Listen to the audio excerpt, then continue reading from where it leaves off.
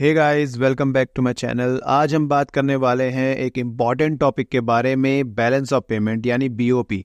Sounds complicated, don't worry, हम इसे simple और फन तरीके से समझेंगे। तो चलो शुरू करते हैं।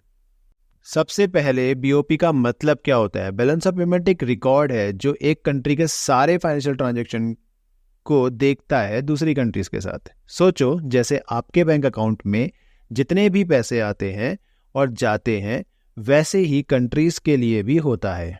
इसके अंदर इंक्लूड होते हैं visible items, invisible items and capital transfer. Visible items का मतलब है ऑल फिजिकल गुड्स, ऑल सारे ही फिजिकल गुड्स के इंपोर्ट और एक्सपोर्ट को रिकॉर्ड करना, like machinery, T, furniture, coffee. और इनविजिबल आइटम्स का मतलब है सारी प्रकार की services like banking, shipping etcetera. अब बात करते हैं इसके फीचर्स की। तो पहला फीचर है सिस्टमैटिक रिकॉर्ड, यानी कि कभी भी कोई भी देश किसी भी दूसरे देश के साथ किसी भी प्रकार का लेन देन करता है तो उसका एक सिस्टमैटिक रिकॉर्ड रखा जाता है, जिससे कि उस रिकॉर्ड का इस्तेमाल भविष्य में, फ्यूचर में किया जा सके। दूसरा फीचर है फिक्स पीरियड ऑफ टाइम। कोई भी अकाउंट एक फिक्स पीरियड के लिए बनाया जाता है जो जनरली 1 साल का होता है। तीसरा है कॉम्प्रिहेंसिवनेस। कॉम्प्रिहेंसिवनेस का मतलब है इसके अंदर वो सारी चीजों को इंक्लूड किया जाता है, like visible, invisible, capital transfer. इसके बाद है double entry system. Double entry system का मतलब है जैसे एक ट्रांजैक्शन के 2 साइड होते हैं, वैसे ही बीओपी में भी होता है। अगर किसी कंट्री को एक्सपोर्ट से पैसा मिलता है तो उसे इंपोर्ट की तरफ भी देखना पड़ता है। अगला है सेल्फ बैलेंस्ड।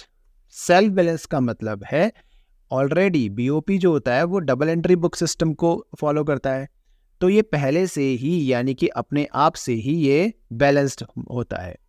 अगला है इंडिकेटर्स ऑफ इकोनॉमिक हेल्थ। इसका यूज इकोनॉमिक हेल्थ जानने के लिए होता है। अगर एक्सपोर्ट ज़्यादा है तो इकोनॉमी स्ट्रांग है। अब चलो बीओपी के स्ट्रक्चर या कंपोनेंट देखते हैं। बीओपी 3 मेन पार्ट्स में डिवाइड होता है। करंट अकाउंट, ये पार्ट गुड्स और सर्विसेज के ट्रेड को देखता है। अगर आपने इंडिया से चाय खरीदी तो वो यहाँ रिकॉर्ड होता है। एग्जाम्पल, इंडिया के चाय एक्सपोर्ट या किसी और कंट्री से इलेक्ट्रॉनिक इंपोर्ट। दूसरा कैपिटल अकाउंट, इसमें कैपिटल ट्रांसफर और फाइनेंशियल ट्रांजैक्शंस आते हैं। सोचो, अगर एक फॉरेन इन्वेस्टर इंडिया में इन्वेस्ट करता है तो ये यहां शो होगा। तीसरा फाइनेंशियल अकाउंट, इस पार्ट में फॉरेन इन्वेस्टमेंट और लोन का रिकॉर्ड होता है। जैसे अगर एक इंडियन कंपनी ने अब्रॉड कोई फैक्ट्री खोली तो वो यहां मेंशन होगा। मेनली बीओपी को 2 पार्ट्स में डिवाइड किया जा सकता है, जैसे पहला करंट अकाउंट और दूसरा कैपिटल अकाउंट। करंट अकाउंट में इंक्लूड होता है merchandise trade account, invisible trade account, unilateral transfer. और दूसरा कैपिटल अकाउंट, जिसके अंदर इंक्लूड होता है ऑफिशियल ट्रांजैक्शन, नॉन ऑफिशियल्स और private transactions, direct investment and portfolio investment. बात करते हैं मर्चेंडाइज ट्रेड अकाउंट के बारे में। मर्चेंडाइज ट्रेड अकाउंट का मतलब बैलेंस ऑफ पेमेंट में उन सभी आर्थिक लेन देन से होता है जो किसी देश द्वारा किसी भी प्रकार के गुड्स के इंपोर्ट और एक्सपोर्ट के रूप में होते हैं। इसे ट्रेड इन गुड्स या विजिबल ट्रेड भी कहा जाता है। इसमें केवल वस्तुओं के लेन देन को शामिल किया जाता है, ना कि सेवाओं के। इसके अंदर सर्विसेज को रिकॉर्ड नहीं किया जाता। इसके 2 मेन पॉइंट्स हैं, एक एक्सपोर्ट और दूसरा इंपोर्ट। एक्सपोर्ट, जब कोई देश अपने गुड्स को दूसरे देश को बेचता है तो इससे विदेशी मुद्रा यानी कि फॉरेन एक्सचेंज देश में आती है। इसे बीओपी में क्रेडिट के रूप में दर्ज किया जाता है। इंपोर्ट, जब कोई देश दूसरे देश से वस्तुएं खरीदता है यानी कि गुड्स को इंपोर्ट करता है तो इससे देश की मुद्रा बाहर जाती है। इसे बीओपी में डेबिट के रूप में रिकॉर्ड किया जाता है। आई होप कि आपको मर्चेंडाइज ट्रेड अकाउंट समझ में आ गया होगा। बात करते हैं इनविजिबल ट्रेड अकाउंट की। इनविजिबल ट्रेड अकाउंट का मतलब है सर्विसेज, यानी कि जिस अकाउंट में सर्विसेज को रिकॉर्ड किया जाता है उसको इनविजिबल ट्रेड अकाउंट कहा जाता है। इनविजिबल ट्रेड अकाउंट्स में हम टेंजिबल यानी कि फिजिकल गुड्स को इन्वॉल्व नहीं करते हैं। इसके अंदर सर्विसेज, इनकम और ट्रांसफर्स को इंक्लूड किया जाता है। बात करते हैं यूनिलैटरल ट्रांसफर की।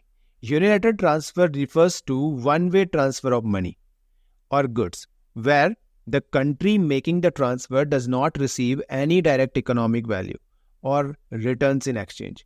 These transactions are recorded in current account of BOP, क्योंकि ये वन वे ट्रांजेक्शन्स होते हैं। वन वे ट्रांजेक्शन्स का मतलब ही क्या है कि एक तरफा ट्रांजेक्शन। अगर कोई एक तरफ से ट्रांजेक्शन हो रहे हैं तो उसको वन वे ट्रांजेक्शन या फिर यूनिलैटरल ट्रांजेक्शन कहते हैं। इसके अंदर इंक्लूड होते हैं रेमिटेंसेस, यानी कि कोई भी व्यक्ति अगर अब्रॉड में काम कर रहा है तो वो अपनी फैमिली को वहां से पैसा भेजेगा, तो वो वन वे ट्रांजेक्शन हुआ। और जैसे फॉरेन एड्स और ग्रांट, यानी कि फॉरेन के द्वारा कोई मदद हमारे देश को की जाती है या फिर कोई ग्रांट्स दिए जाते हैं तो उसको भी वन वे ट्रांजेक्शन कहेंगे।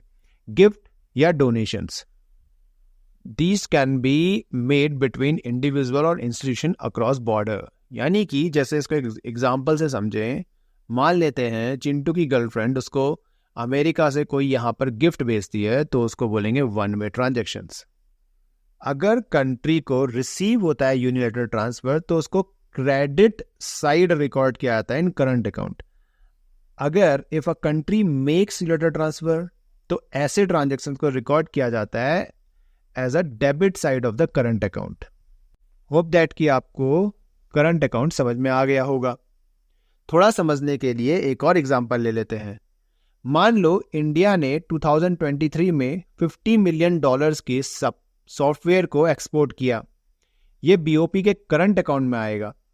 और इसी टाइम अगर इंडिया ने किसी फॉरेन बैंक से $20 मिलियन का लोन लिया तो ये फाइनल अकाउंट में शो होगा। तो इस तरह से बीओपी को समझकर हम जान सकते हैं कि कंट्री की इकोनॉमी कैसी चल रही है। तो दोस्तों, आज हमने बैलेंस ऑफ पेमेंट के बारे में सीखा, इसका मीनिंग, फीचर्स और कंपोनेंट। आई होप आपको ये टॉपिक समझने में मजा आया होगा। अगर आपको वीडियो पसंद आया तो लाइक करो, शेयर करो और चैनल को सब्सक्राइब करो। नेक्स्ट वीडियो में मिलते हैं, तब तक के लिए बाय बाय।